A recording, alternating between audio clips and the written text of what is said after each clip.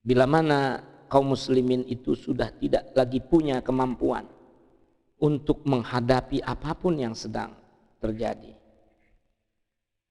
kemunculan daerah kekuatan Tuhan itu menjadi lebih sering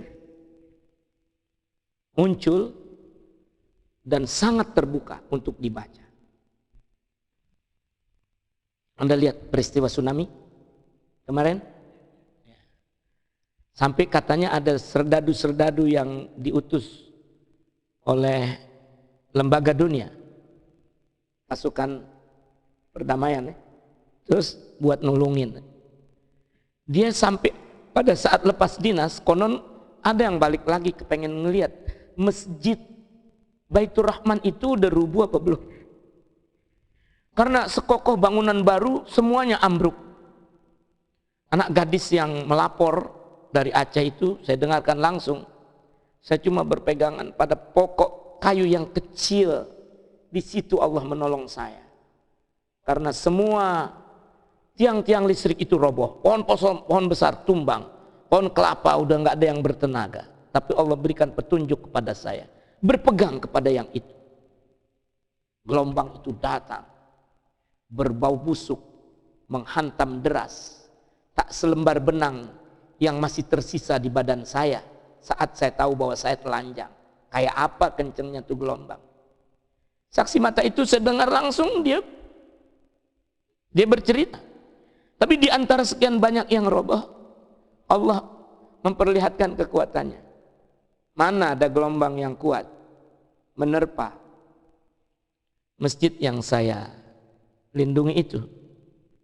Oh, masjid lama, temboknya aja udah pada gerompal. Tahu-tahu dia yang tegak sendirian. Uang gelombangnya lewat masjid jadi pada sopan kok. Seakan-akan saling berbisik. Jangan kurang ajar sama orang tua nih.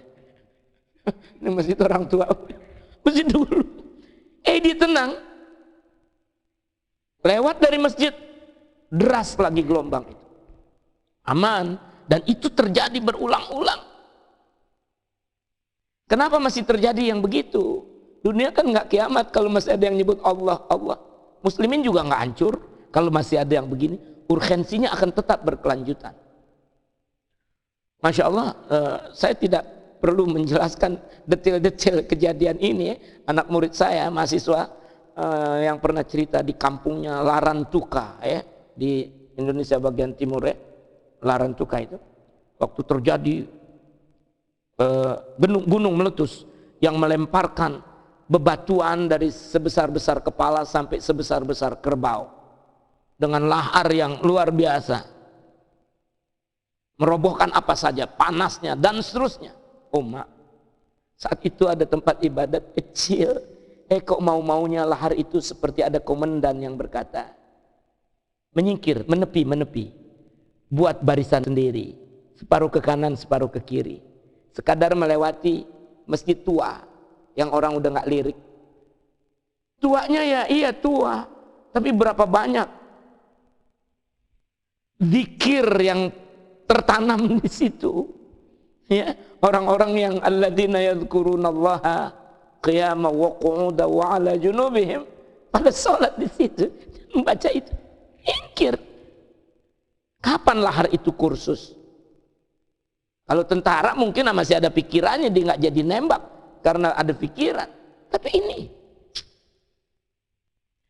jadi apa urgensinya sekarang ini? Nomor satu, kelanjutan sunnah Rasulullah itu akan jelas terbaca dan terikuti pada bacaan itu.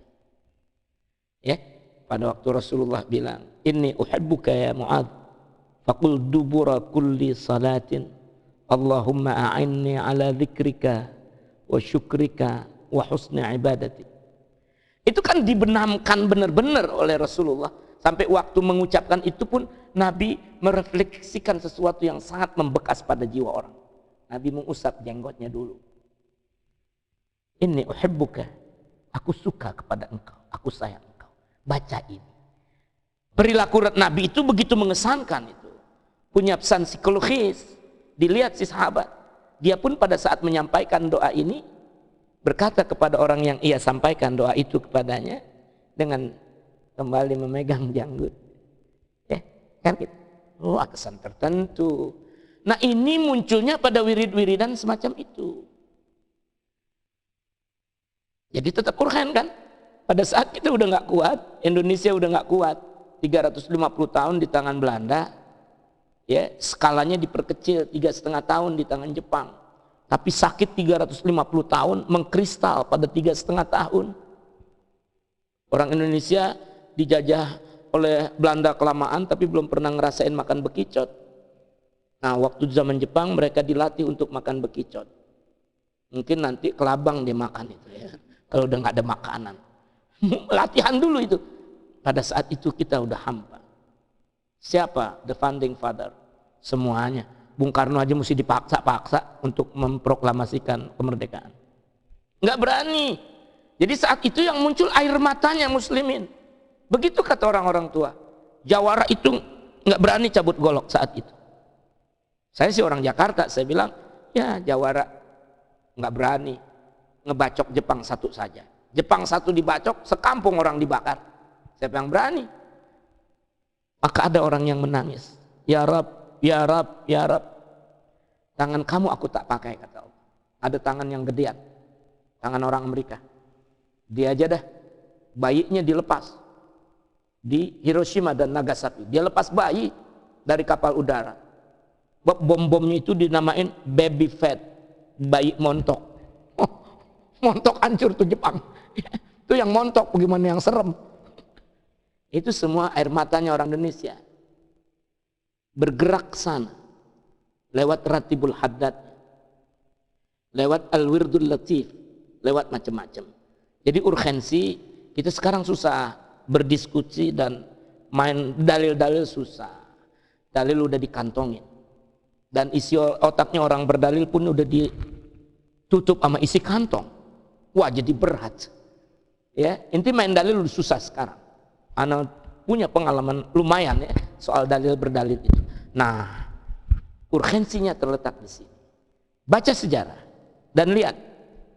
Semakin lebar saya ungkapkan, semakin lebar yang Anda ketahui tentang kekuatan Allah itu sering muncul pada daerah-daerah. Kayak begitu. Ya, nanti semakin lama kita kaji, mungkin perlu ada kumpulan tentang melihat daerah ajaib dari the power of God.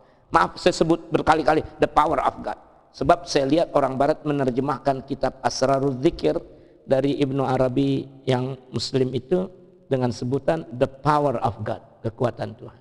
Orang yang membaca Ratibul Haddad jauh lebih banyak dibandingkan dengan yang membaca Al-Wirdul Latif, karena nuansa-nuansa ketasawufan. Seperti orang-orang yang perlu berzikir sekian puluh tahun untuk mendapatkan pencerahan. Kalau di buku-buku nasional disebut pencerahan. Ya, mungkin mengundang terjemahan dari kalimat-kalimat yang biasa ditulis dalam buku-buku berbahasa Inggris gitu ya. Jadi mereka menggunakan pencerahan itu. Memang yang disebut al-kashf, mukasyafah, sampai pada tingkat musyahadah gitu ya. Itu kan hal yang sering dicari pada daerah elit muslim. Kalau Anda cuma punya iman, banyak yang punya iman. Kalau Anda cuma punya Islam, semua orang mengaku dia punya Islam. Tetapi ihsan tidak bisa dibuat dengan pengakuan-pengakuan semudah itu. Ya. Ihsan itu sulit untuk ditiru. Terbuka dengan cepat bahwa Anda bukan muhsinin. Ya dah? Berdandan kayak kiai, mau buka pesantren. Anu-anu misalnya kayak gitu. Ya, misalnya kayak begitu. Anda bukan pesantren. Tapi sebentar orang di lingkup pesantren itu menolak kehadiran Anda sebagai pembuka pesantren. Sebabnya apa? Minyak dengan air sepertinya tidak bisa menyatu. Anda tidak punya ihsan. Sekuat apapun baju yang Anda pakai untuk meniru orang muhsinin, Nggak nyampe-nyampe. Saya ada melihat beberapa teman yang berkata, kekurangan masuk ke rumah saya. Saya jamin Anda ini. Tapi belakangan sudah saya lihat dalam keadaan yang sangat jauh berbeda. Waktu dia pimpin pesantren, dia main pingpong di depan orang dengan celana pendeknya. Anda boleh bercelana pendek di dalam kamar. Mungkin itu yang menyenangkan Anda dan istri Anda. Tetapi jangan di depan orang. Bagaimana kontradiksinya itu? Itu enggak direkayasa, tetapi Allah giring sendirian. Nah, Wirdul Latif ini adalah daerah orang-orang spesialis yang ingin zikir itu membuka pintu-pintu pencerahan. Nah, ketika orang berzikir sekian puluh tahun, dia nggak dapat juga yang disebut futuh itu. Ya, banyak orang-orang berjalan ke dalam ilmu-ilmu tariqah lah sebut ya, yang kepentok terus kayak gitu. Saya sudah 40 kali bersuluk, 20 kali bersuluk kata seseorang. Tapi yang disebut futuh saya tidak dapat. Memang itu barang mahal. Ternyata diakui dalam Al-Wirdul Latif. Nanti Anda baca ya kitabnya Syekh Bakri Syata. Terkenal sekali itu pengarang kitab I'anatul Talibin. Dia yang menyarankan langsung dalam kitab tasawuf yang ia syarahkan. Sangat populer di dunia Islam. Kifayatul Atqiya ila Tariqil Auliya, sangat populer di Jakarta, Jawa Barat, Jawa Tengah, Jawa Timur. Pendek kata semua ya. Baca ini kitab karena simpelnya itu sangat menspesialisasikan diri, sangat menspesialkan diri dalam mengomentari Al-Wirdul Latif. Jadi Anda boleh kumpulin bergudang-gudang wid, tetapi untuk mendapatkan futuh, kami gitu, orang spesialis di situ yang sudah mencapai daerah ihsan, dimulai dengan tangga, mereka sebutnya muraqabah, selalu memandang Tuhan. Jangan sampai ada yang cacat pada diri saya. Semuanya seperti diintai Tuhan, diintai Allah. Ya, sekarang dengan mudahnya muraqabah Allah sampaikan pada musyahadah, naik pada alam penyaksian. Itu bukan teori, itu yang disebut oleh Rasulullah dalam hadisnya yang sangat dikenal. An ta'budallah ka'annaka tarah, fa illam takun tarah, fa innahu yarak. Ya, kau sembah Allah seakan engkau melihat Dia. Bila engkau tidak melihat Dia, pastikan Dia yang melihat engkau. Tapi melihat Dia itu musyahadah, berat itu, jalannya bisa puluhan tahun. Ya, pada tingkat muraqabah saja kita merasa diintai Allah saja, itu di suatu kemuliaan, kan begitu. Nah, pada Wirdul Latif, daerah-daerah itu tanpa sengaja membuat fondasi-fondasi muraqabah pada diri kita. Jadi ada pengintaian diri dengan doa yang kita baca. Kalau Anda paham itu, inna salati wa nusuki wa mahyaya wa mamati lillahi rabbil alamin. Kalau mau dipahamin benar, apa yang Anda bisa lakukan dari langkah-langkah maksiat pada saat Anda berkata, salatku, hidupku, matiku buat Allah. Yang begini yang buat Allah. Itu muraqabah inti nantinya itu. Bila itu benar, baru terjadi seperti yang disebut oleh Rasulullah.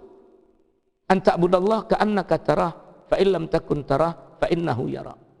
Jadi di dunia ini banyak sekali sufi-sufi merangkai doa, ya, merumuskan zikir-zikir, wirid-wirid. Tujuannya untuk mencapai musyahadah itu. Baik berbentuk tulisan kayak Imam Ghazali, ya, Kimya'us Sa'adah misalnya, ya. Macam-macam buku, Mishkatul Anwar. Itu bercerita tentang keterbukaan. Secara teoritis, namanya ilmu. Tapi ada wali-wali yang membukakan itu bukan lewat uraian ungkapan, tetapi baca. Ntar ente lihat sendiri. Kayak begitu. Banyak nih thariqah ini, thariqah itu. Tetapi dianjurkan oleh ulama-ulama mutaakhirin, bila Anda ingin ke sana dan ongkos Anda tidak seberapa banyak, ada yang ongkosnya tidak terlalu banyak tetapi masuk.